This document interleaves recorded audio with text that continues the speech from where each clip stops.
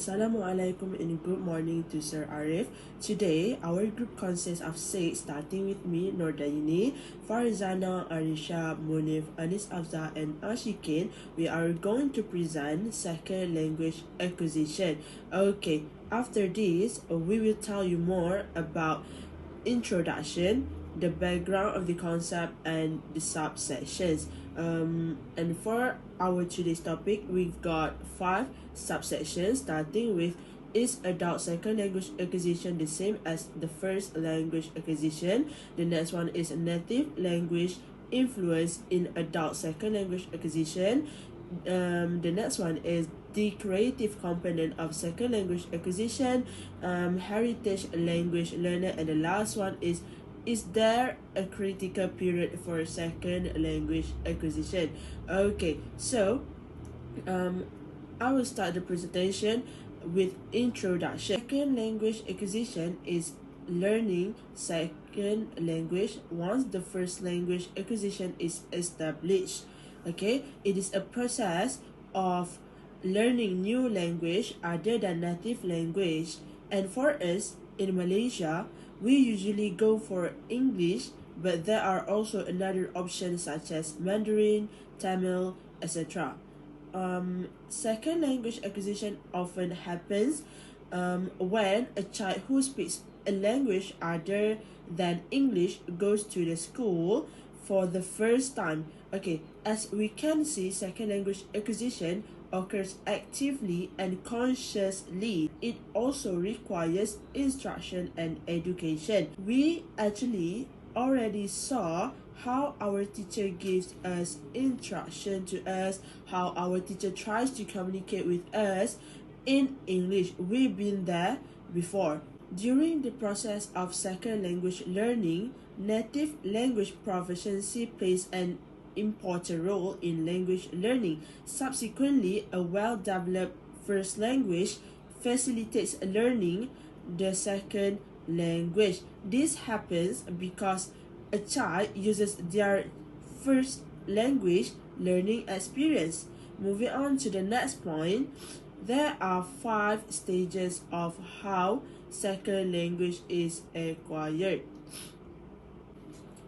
Okay, so for the first stage, we have pre-production. During this stage, a student is not yet able to speak the target language. The student has minimal comprehension. They do not verbalize. They only nod yes and no, and also they draw and point. Okay, so this stage usually lasts from 0 until 6 months, and usually the teacher will use the following prompts in the class, such as show me, circle the, where is, who has.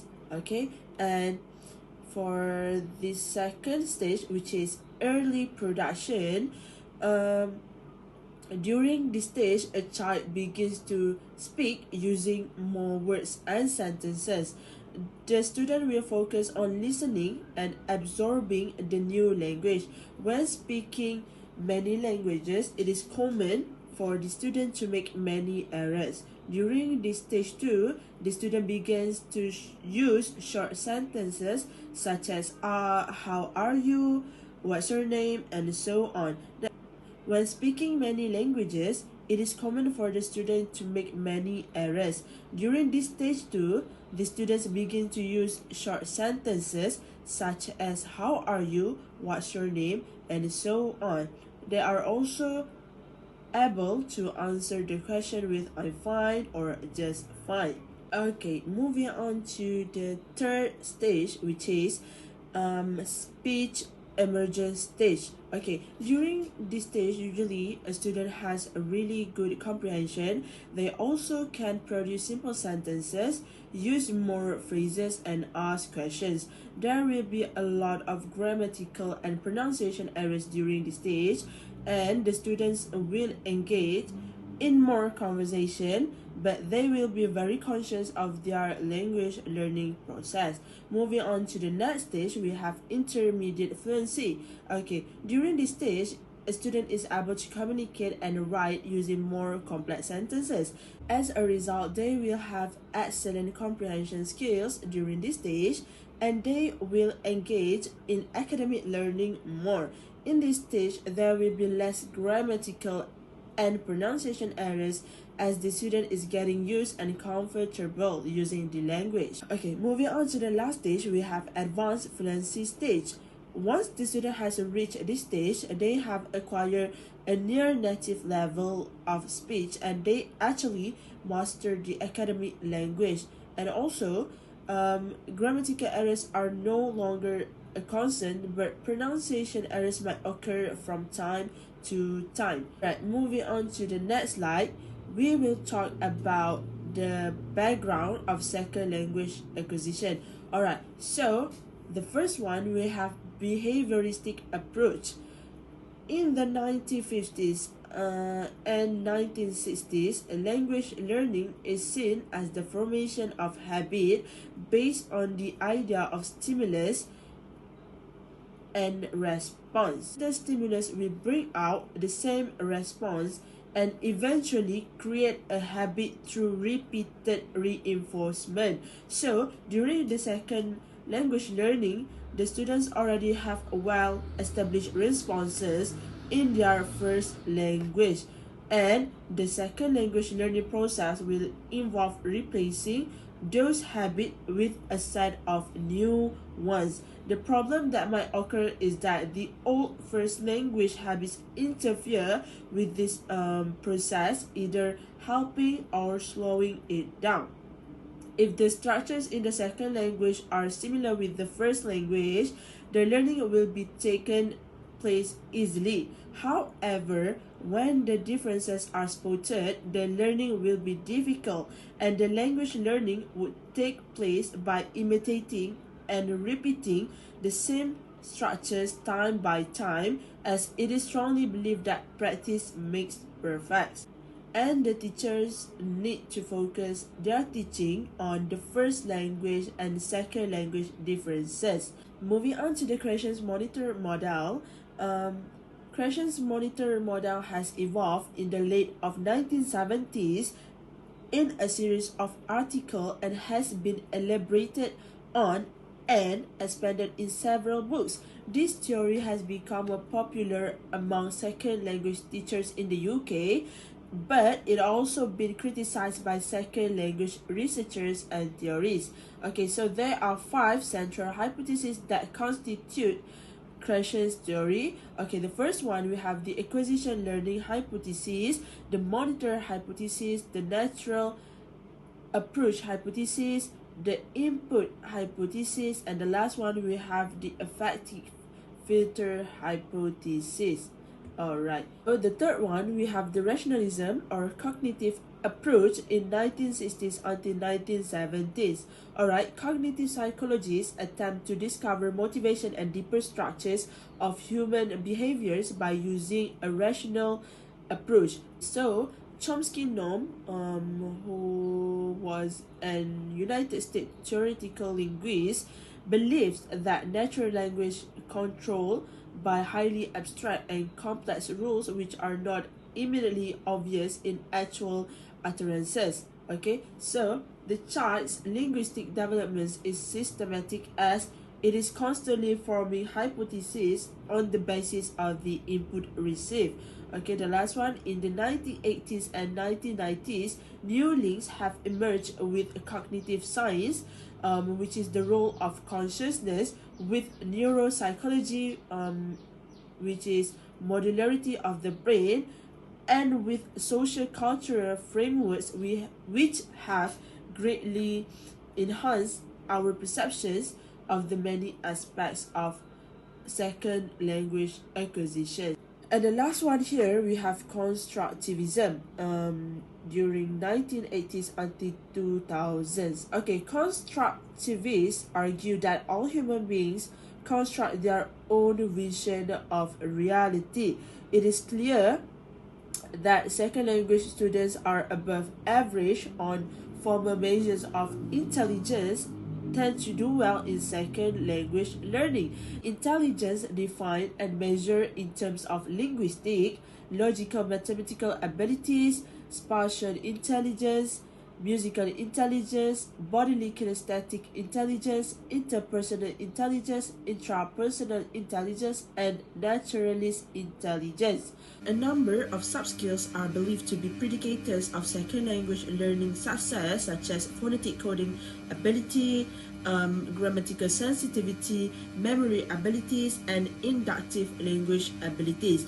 And majority of proficient learners indeed employ strategies that are different from those used by the less proficient. Okay, so moving on to the next presenter. Alright, for the first subsection is adult second language acquisition the same as first language acquisition?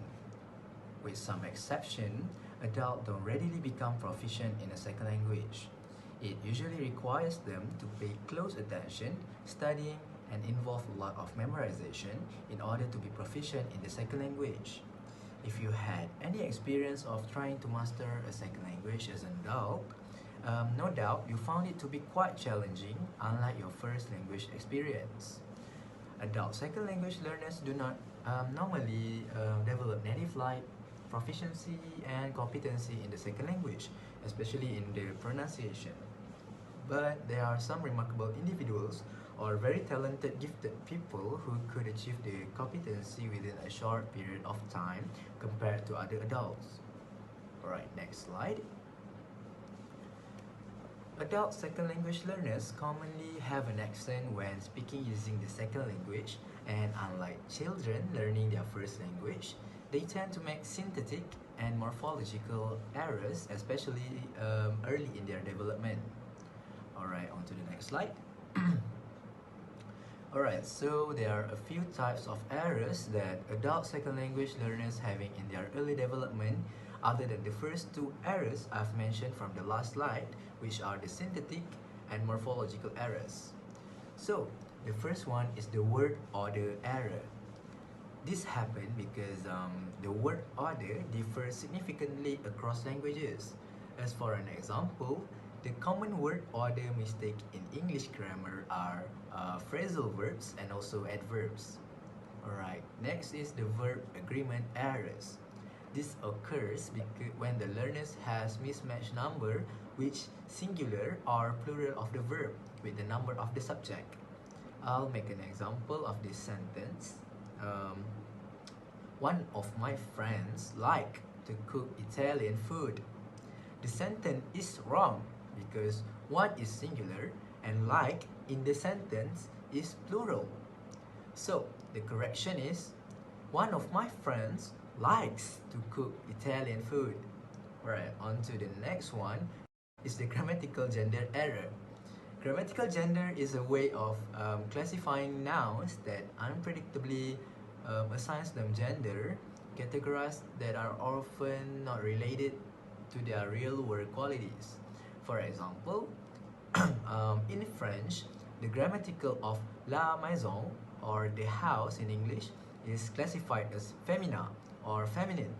Meanwhile, le livre or the book in English is classified as masculin or masculine. And the last one is case marking. Case marking is used by languages such as Russians, French, and German in a sentence to mark certain grammatical functions such as the subject. Alright, on to the next slide. So, the ability of an adult to acquire second language completely differs significantly depending on a range of factors such as age, talent, motivation, and also whether the learner is in a country where the language is spoken or not. For all of this reason, adult language learning appears to be distinct from first language acquisition, expressing the fundamental difference hypothesis of second language acquisition. Therefore, second language acquisition is like first language acquisition. Both first language and second language learners do not acquire their language in the blink of an eye. Second language learners go through stages like first language learners, which constructing grammars. Okay, next is the second subtopic, which is native language influence in adult L2 acquisition. In L2 acquisition, a speaker already knows a language. Learners often transfer phonological, syntactic, and morphological rules from their first language to their second language. L2 generally speaker with an accent. They transfer the phonemes, phonological rules, syllable structures, street placement, or intonational patterns of their first language to their second language.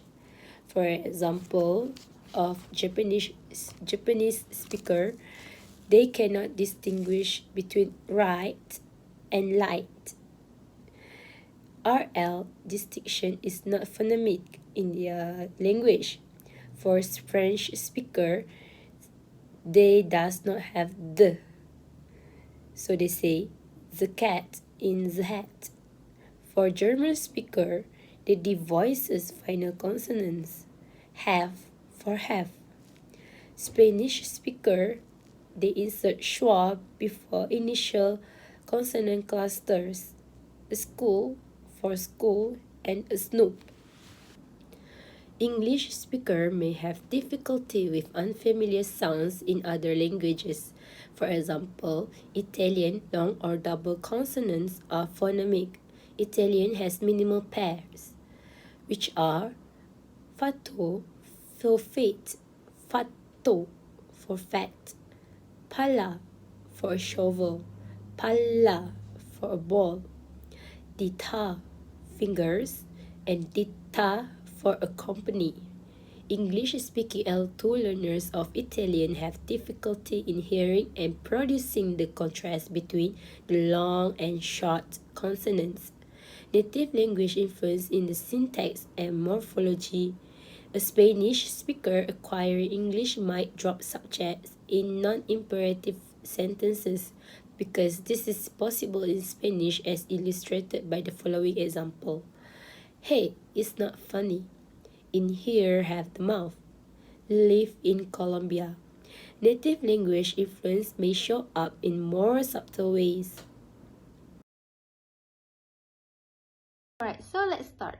To believe that L2 simply involves the transfer of L1 properties to the L2 interlanguage would be an oversimplification. So L2 here means the second language that we learn, and L1 is our first language. Items that a speaker considers irregular, infrequent, or semantically difficult are not likely to transfer to L2. Speakers will not typically transfer L1 idioms such as he hit the roof, meaning he got angry, but they are more likely to transfer structures with transparent semantic relationships. Hi, Assalamualaikum warahmatullahi wabarakatuh. My name is Nurul Anis Afza binti Magani. I am one of the member from group Second Language Acquisitions. So today, I'm going to explain about heritage language learners. So what is heritage language? A heritage language refers to the main language in the family's linguistic repertoire, which has been passed down from one generation to the next within the family and is still spoken at least by the parents or the grandparents. So, for my basic opinion, for my basic knowledge, heritage language is the language that you still use or you used to use it in your daily life, in your conversation, especially with your family, with your grandparents, with your parents, with your sibling and your surroundings. And heritage language is the language that certain people use it. Only certain people use it, and it is from one generation to the next generations. So yeah, let's move to the next slide. Alright guys, so now let's moving on to the second slide. So here, as you can see, I state 3 boxes. So the first box is some learners begin to lose their heritage language because they are exposed to dominant language. So what is dominant language? Dominant language is our first language, which is as a Malaysian, Malay, Bahasa Malaysia. We use Bahasa Malaysia, we use Malay in our daily conversation, in our communication to interact with many people, not only with our family, not only with our grandparents, not only with our siblings, but we use dominant language basically with all the people, specifically with the one that did not understand about heritage language. So why some learners begin to lose heritage language because they are exposed to the dominant language? Because in schools we learn about dominant language, we learn about the structures of the sentence, the grammars, how to create sentences, how to make essays in dominant language, not in heritage language. Heritage language, we only exposed to heritage language because of our family, from one generation to another generation. But dominant language is our main language, the one that we use to all the people. But different to heritage language, we only use it with our family, with our sibling and our surrounding that understand that language.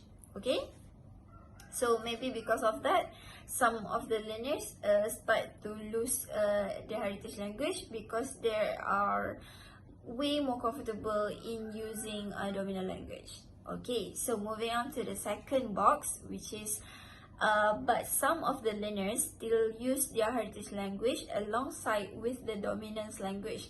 So this one is different with the first box because some learners still use heritage language alongside with dominant language. For example, me.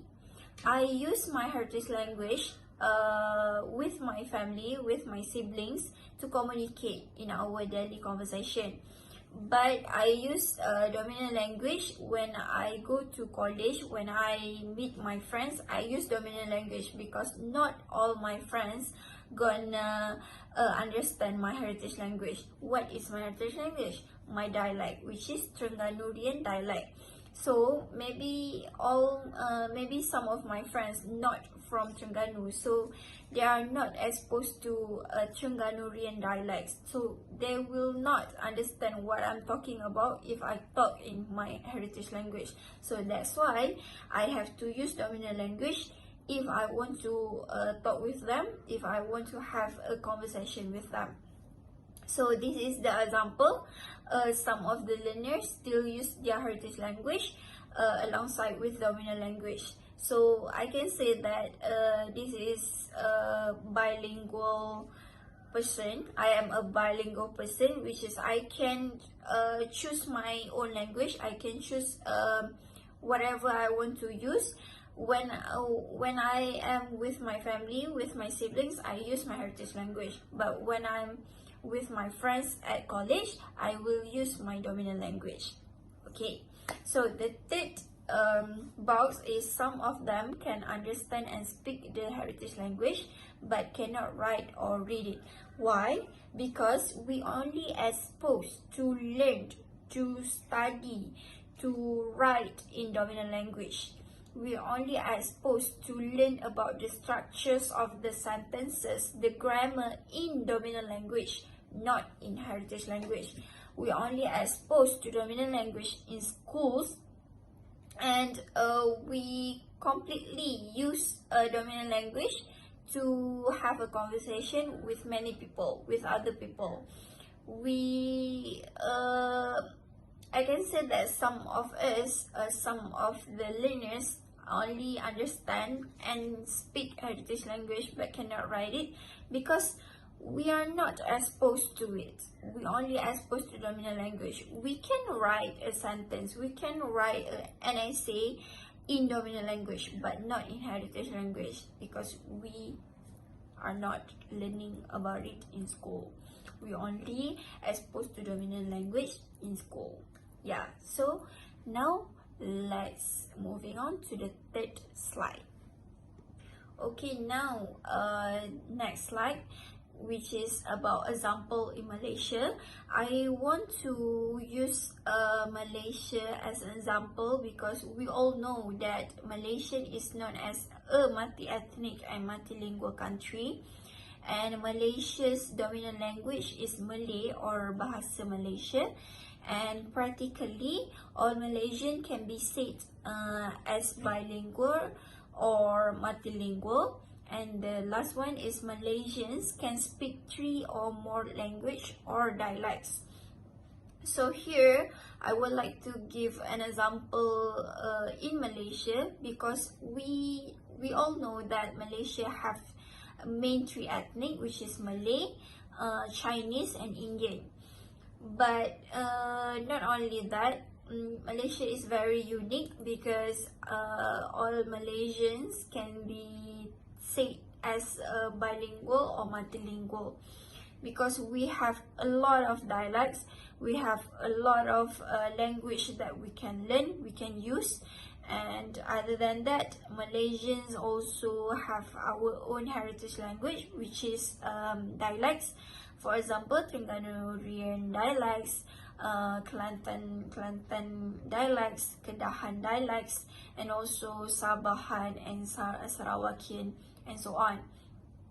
And I can say that Malaysia is one of the countries that have a variety of language that can be used. Not only Malay have our own dialect, as I stated before, but also Chinese also have their own dialect. For example, Hokkien, Cantonese, and more. So next slide. So everyone, so this will be my last slide.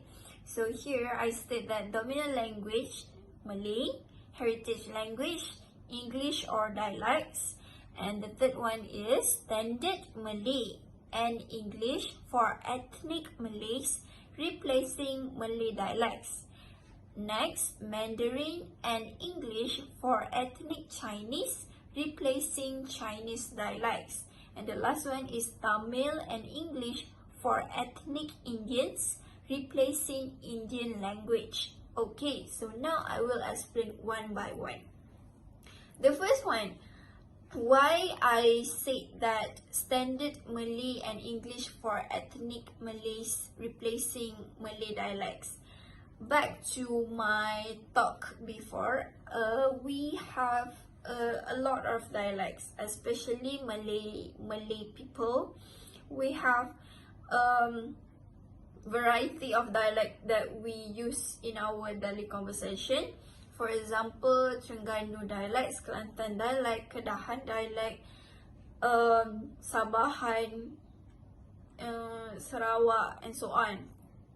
But when we exposed to other people, for example, Terengganu meet Kedahan, we cannot use our own heritage language. As a Terengganuian, I cannot use my heritage language, and also as a Kedahan, I cannot use Kedahan heritage language, because both of us cannot understand the conversation. So if we meet each other, we have to use dominant language or English, so that we can create a good conversation and we can understand each other. Yeah, so the same reason for Chinese people, because Chinese people have their own dialects. For example, Cantonese, Hokkien, Hakka. But when they meet each other, they will use Mandarin or English, because they also like Malay. They are exposed Mandarin in school, they learn about Mandarin in school, they're exposed to sentence structure, grammar in Mandarin, not in Cantonese or Hokkien. So maybe some of the Chinese cannot understand Cantonese, cannot understand Hokkien.